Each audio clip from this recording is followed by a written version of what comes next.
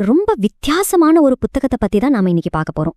யோசிச்சு பாருங்க, ஒரு பேரரசர் போர்க்களத்துல ஒரு சின்ன டென்ட்டுக்குள்ள உட்காந்து யாருக்கும் இல்லாம தனக்கு மட்டும்னு ஒரு புத்தகத்தை எழுதுறாரு. அந்த புத்தகம் எப்படி நம்ம கைக்கு கிடைச்சது? அதோட கதை என்ன? வாங்க பார்க்கலாம். இந்த வரிகளை பாருங்க. பல 100 வருஷத்துக்கு முன்னாடி இந்த புத்தகத்தோட சக்தியை உணர்ந்த ஒரு கவிஞர் எழுதினது. ஒரு பேரரசரோட தனிப்பட்ட டைரி. அது காலத்தெல்லாம் தாண்டி எத்தனையோ தலைமுறைகளுக்கு ஆறுதலா இருந்திருக்கு. அதுக்கு இந்த வரிகளை விட ஒரு பெரிய சாட்சி வேணுமா என்ன? மத்த தத்துவ புத்தகங்களுக்கும் இதுக்கும் ஒரு பெரிய வித்தியாசம் இருக்கு. அது என்ன தெரியுமா? இந்த தியானங்கள் புத்தகம் மத்தவங்க படிக்கணும்னு எழுதப்பட்டதே இல்ல.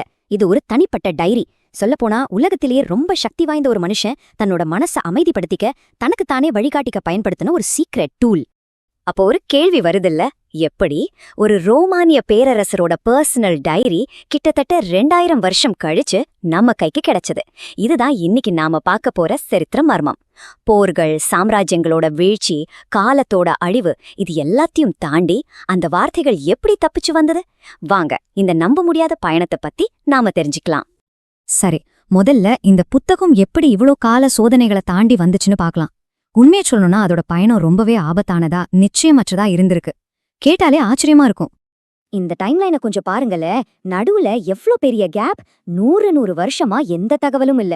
ஒவ்வொரு ஸ்டேஜ்லயும் இந்த புத்தகம் மொத்தமா அழிஞ்சு போயிருக்கலாம். குறிப்பா அந்த 10ஆம் நூற்றாண்டுல அரேதாஸ்னு ஒருத்தர் கிட்டத்தட்ட கீழற நிலைமையில இருந்த ஒரு கையெழுத்து பிரதியை பார்த்து அதை நகல் எடுக்காம மட்டும் விட்டிருந்தாருன்னா இன்னைக்கு நம்ம கிட்ட தியானங்கள்ங்கிற புத்தகமே இருந்திருக்காது.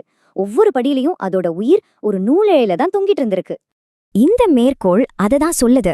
நிஜமாவே இந்த புத்தகத்தோட உயிர் ஒரு நூலிழையில தான் தொங்கிட்டு இருந்துச்சு. இது தப்பிச்சது ஏதோ தற்செயலா நடந்த விஷயம் இல்ல, இது ஒரு சரித்திர அதிசயம். அப்படின்னா என்ன அர்த்தம் தெரியுமா? இன்னைக்கு நம்ம படிக்கிற ஒவ்வொரு வரியும் பல நூற்றாண்டுகளா அறிஞர்கள் செஞ்ச ஒரு பெரிய மீட்பு பணியோட ரிசல்ட்.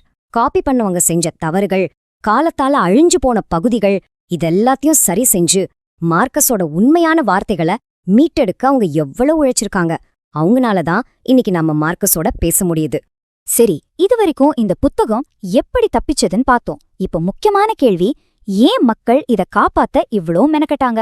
அப்படி என்னதான் இருந்துச்சு அந்த பர்சனல் டைரியில?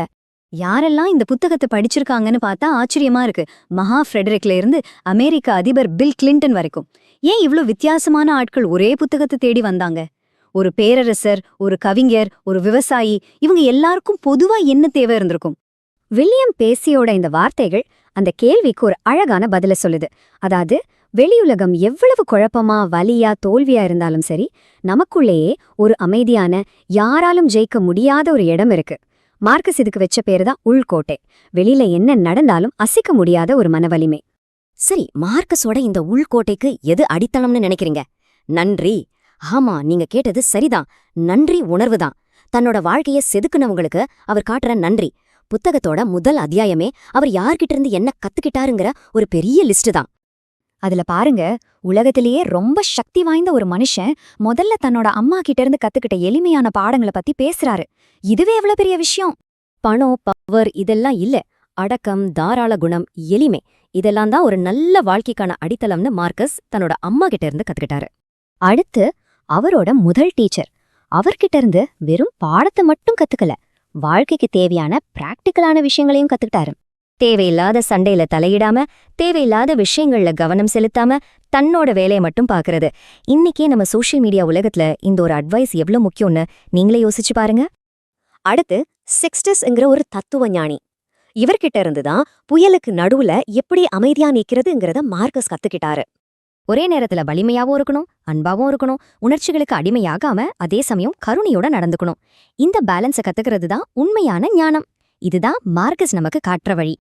சரி, இத்தனை 100 வருஷம் கழிச்சு ஒரு ரோமானிய பேரரசரோட பர்சனல் டைரி இன்னைக்கு டிஜிட்டல் உலகத்துல வாழ நமக்கு எப்படி பொருந்தும்?